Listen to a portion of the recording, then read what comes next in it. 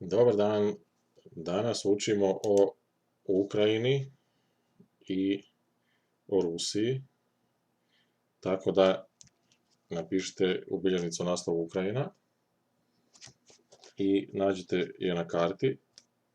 Na 54. stranici je najbolja karta i u novom atlasu je to 70. strana, znači Ukrajina.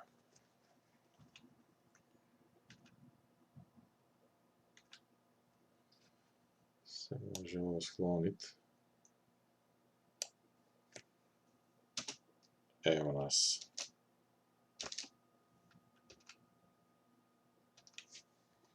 Neće, samo malo. To je slavenska zemlja, slavenski običaj i jezik je.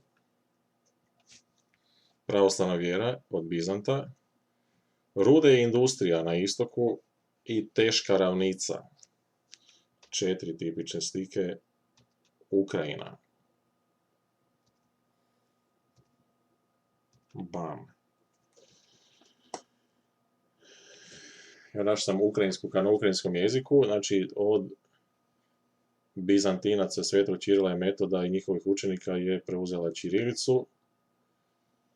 I to je, koja je drugčija od ruske, recimo ruska nema ovo slovo. I ima izlaz na Crno more. A nama je drugi susjed. Evo, Hrvatska, Mađarska pa Ukrajina. Njemačka nam je recimo treći susjed. Tako da nam ovo uopće nije tako daleka zemlja. I bili smo sa njezinim zapadnim dijelom u istoj državi, Austro-Ugarskoj.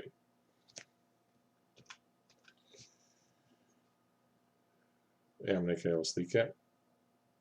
Stare. Ovo možeš pisati, ne moraš, znači vrlo velika je država i veliku površinu ima i puno stanovnika.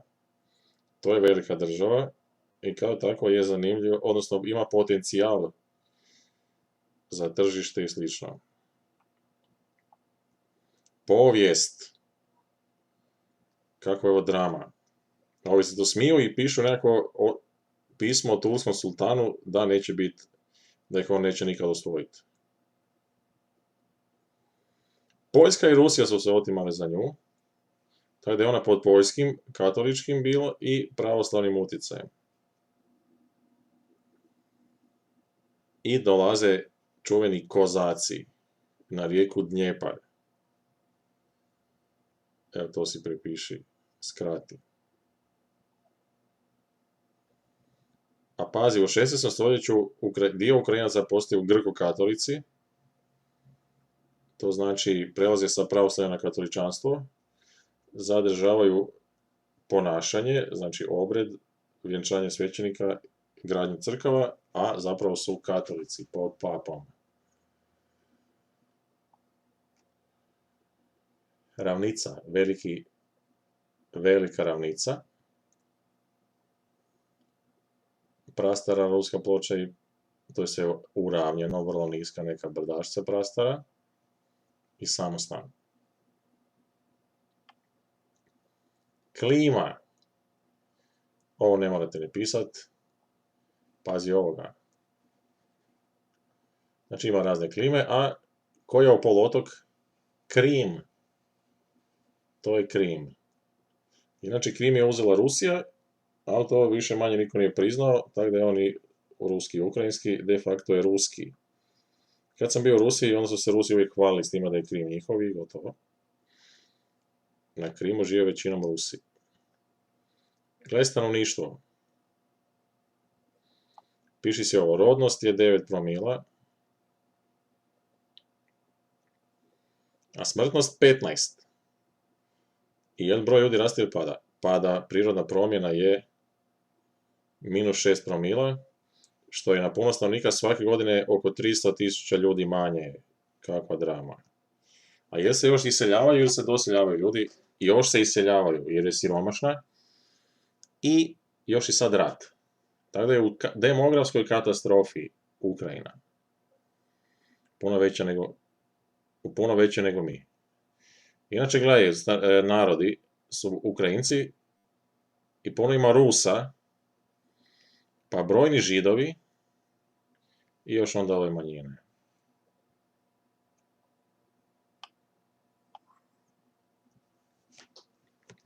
Ova slika je zanimljiva. Prikazuje Ruse u državama koje su nastale raspadom Sovjetskog saveza. Rusija i te države. Rusa ima evo i u Kazahstanu, na sjeveru jako puno. Koliko ih ima u Kazahstanu? 37%. U kojim zemljama ih ima manje? U Tadžikistanu, evo samo 3,5%. U Estoniji, Latviji i Litvi ih ima isto prilično. Oko trećine. Od toga u Rigi su većina čak. A da vidimo Ukrajinu. Ima ih očito na istoku puno više nego na zapadu, a od toga najviše na Krimu. I zato je taj Krim, tu su Rusi zadali most i taj Krim je pripojen Rusiji. A Ukrajina ju nije mogla ratom pobijediti, tako da je jednostavno uzela Krim, koji je kao bitan jer je izbačen u Crno more i svima tamo. Znači, gledaj, Rusi su većina na Krimu. Tu su prije živjeli Tatari, pa ih je Stalin raselio po bivšem Sovjetskom savezu, a inače su domoroci Krima Grci, kojih još uvijek ima, i gradovi se zovu grčki Sevastopolj, kao pol grad, Simferopolj, Mariupolj, Borispolj, ovdje, tako da, to je sve grčko. I naravno, ovdje su isto živjeli sve Grci, pa su Turci okupirali. I, dakle, to su ti Rusi u Ukrajini. E sad, kad je Ukrajina htjela u Europsku uniju, što je kao protiv Rusije, onda su se ovi Rusi pobunili. I oni to nisu htjeli. I rekli su, mi ćemo se odcijepiti. Mi idemo u Rusiju, a ovaj ostatak neki ide u Ukrajinu. I do sad su odcijepili Krim, a ovo tu su osvojili više manje. Donjecki i Lugansk. Iz Donjecka onaj klub, što se na ruskom zove Šahtjor, kod nas to zovu Šahtar, po nekom jeziku, vjerojatno na engleskom naravno. I u Donjeckoj je ruski samo tako. Znači, istočna Ukrajina je ruska i ona se hoće pripojiti Rusiji. Neće da cijela država ide u Europsku uniju. Tako ovi zapadni žele u Europsku uniju. Što je kao ispada, odnosno Europska unija i Rusija su kao neki takmaci, suparnici. Grad Kijev je negdje podijeljen, više manje za Europsku uniju. Glavna luka Odesa je ruska, tu sam bio i samo se ruski tu priča. Na Krimu nisam bio. I to je sad taj rat u Ukrajini. Inače ovdje ima puno ruda i to zovu Donjecki bazen ili Donbas, na ruskom Donbas. Zato se šoraju, a plus niko ne želi da mu se nešto ocijepi. I to je to. Evo ga, znači to su sad ti Rusi koji žive u drugim državama. Odnosno ne, pardon, čekaj. Ovo su države pod ruskim ili neruskim utjecajem. Ove tu zemlje bivšeg Sovjetskog saveza su pod ruskim utjecajem totalno. U Armeniji sam bio, tamo vole Ruse, prilično govore svi ruski. A Gruzici više manje ne vole i u Gruziji isto bio sukob i rat. I onda je Rusija uzela ove dvije pokrajine iz Gruzije i Južnu Osetiju i Abhaziju i njih je pripojila sebi, više manje. A Gruzija kao sad, ona to crta na sve karte i tamo imamo novčanicu u ormaru gdje je vaša crtan teritorij, znači ona dokazuje da je to sve Gruzija. Znači Gruzija nešto, više manje Gruzici su za zapad. Narod Ukrajinci su isto za zapad, ali Rusi u Ukrajini nisu. Evo viš, Krim je ruski. Bjelorusija totalno za Rusiju. A Estonija, Latvija, Litva su totalno za zapad, za Europsku uniju i NATO. NATO se tu proširio. Inače su Rusi, sad kad sam bio u Sibiru, lamentirali, žalili se stalno kak je NATO 90-ih obećavao da se neće proširiti na istočne europske zemlje, gdje su Rusi držali vojsku, ovdje, i da nek se Rusi povuku, da on to neće uzeti sebi. I Rusi se povukli, međutim on je to uzeo sebi. I sad to njih boli, Ruse. I svaka se država želi širiti, a stanovnicima to više manje paše onak čisto domoljubno. Znači, to je stvar Ukrajine. Napiši si ukrajinski sukob. U istočnoj Ukrajini žive Rusi i oni žele s Rusijom biti. A u zapadnoj Ukrajini Ukrajinci žele u Europsku uniju. I NATO. I sad se Ukrajina podijelila. Ovim Ukrajincima ne paše da im se odvoji, oni to ne žele. Prema bi čak mogli reći, odvojite se, kao doviđenja, a ovo tu ide na zapad. Ali duše, onda bi ostala Ukrajina i bez Odese, luke. A Moldavija isto je bivša Sovjetska republika i za zapad. One sa Rumunjskom, Rumunjska je čista i Moldavija su skoro iste. Evo to je to. Gospodarstvo, špenden, kao doprinosit. I nerazvijeno je, to je tam svijet katastrofa od mentaliteta komunističkog i tak. A inače je jako plodna zemlja, tamo je crnica. Crnica na ruskom zvana černozijom, tako da to je dobar potencijal, ali nerazvijenost, lopovluk, puno veći kod nas i veći kaos. Neka je Ukrajinka nama ovako rekla kao Ukrajina samaja bjednaja strana v Evropi je. Na ruskom smo pričali, ona je kao samaja bjednaja, to je superlativ, najbjednija, najsiromašnija država Evrope. To možda je točno, možda nije, ali mislim da nije. Teška industrija u tom Donbass.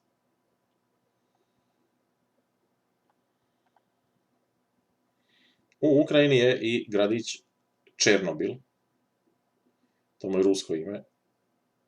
Ja sam pod ruskim utjecajem ovdje, pod tim imenima. I tam je bila eksplozija, havarija, zbog nemara, nesposobnosti, isto lopovluka i nastala nesposobnosti. Ovi nisu pazili, tamo se ima tamo i to je eksplodiralo i proširio se oblak po Hrvatskoj, po Evropi, sjećam se da je bio u Hrvatskoj. I naravno to su komunisti onda pokušali zataškat, kao kod nas je sve u redu, stare fore i tak. Tam je sad, kad smo bili u Kijevu, rekli su imaš taj gradić Pripjed koji je napušten i tamo je radijacija još uvijek previsoka. Imaš napuštene zgrade kao i to nekom dijelu je atraktivno i on kao neki ljudi tamo idu, da to sve vide, ali tamo je opasno. Mislim, tamo je nezdravo od radijacije. Černobil. Ne znam kako se na ukrajinskom kaže. To je bilo 86. Gradovi Ukrajine, pravoslavlje i ovo je grad Kijev, glavni grad na rijeci Dnjepar, koja je vrlo plitka, to smo vidjeli.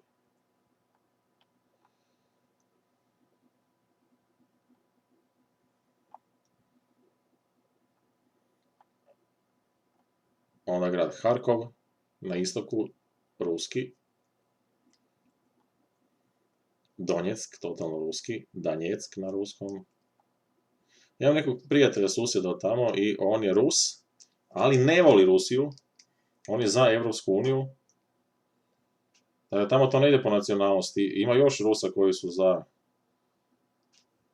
Evropsku uniju. Tamo nije toliko kod nas točno.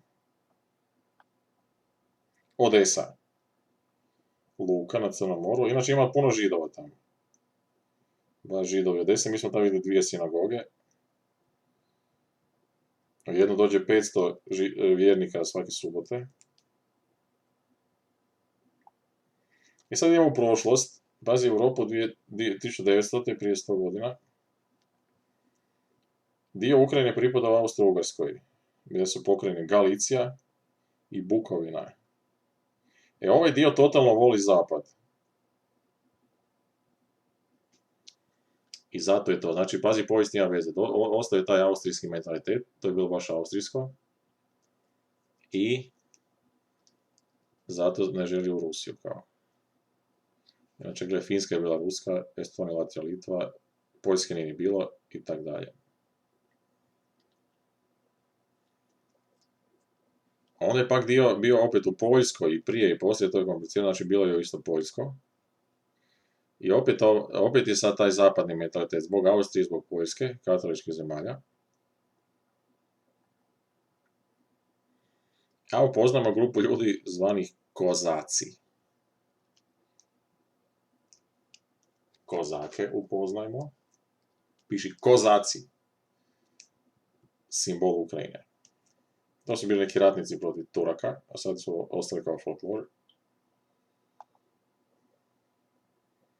I slike.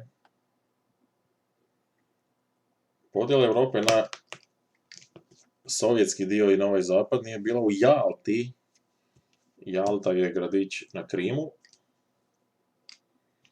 I nastao je hrvatski musical Jalta, koji je jako popularan, kao je spadao među bolje muzikle svijeta, iz Zagrebačkog kazališta Komedija. Ovo su predsjednici premijer Britanije Winston Churchill, Theodore Roosevelt, predsjednik SAD-a i Josip Stalin, predsjednik onog Sovjetskog saveza. Krim čuveni. U praksi je ruski, ali to ne priznaje ostatak svijeta i kao Rusija ima neke sankcije zbog toga, ali ne prevelike uopće. Jer s njom kao svako hoće trgovati jer je ogromna. Siromašne zemlje, evo konjski zaprega, pa onda evo pravoslavlja od Bizanta. Bila je država Kijevska Rus, koju je Bizant pokrstio, to je preteča i Rusije i Ukrajine danas.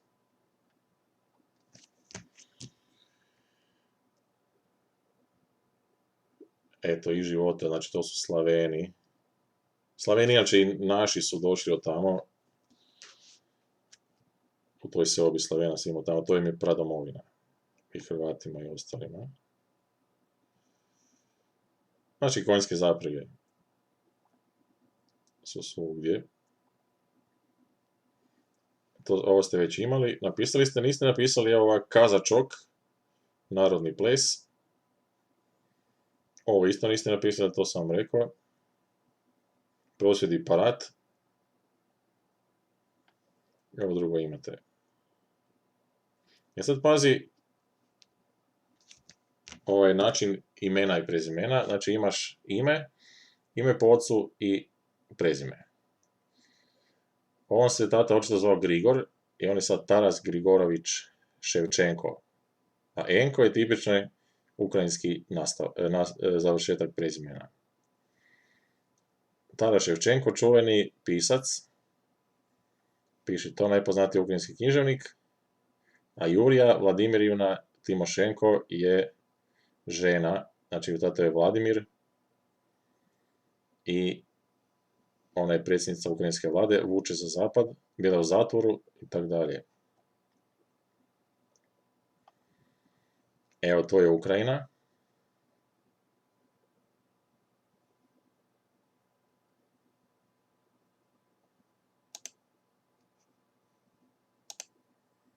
Moguće da se to nije snimalo. Nije. Odnosno, nije moguće da snimalo se. Kakva drama. Znači, to je bila Ukrajina. Vidjet ćeš evo uskoro i Rusiju.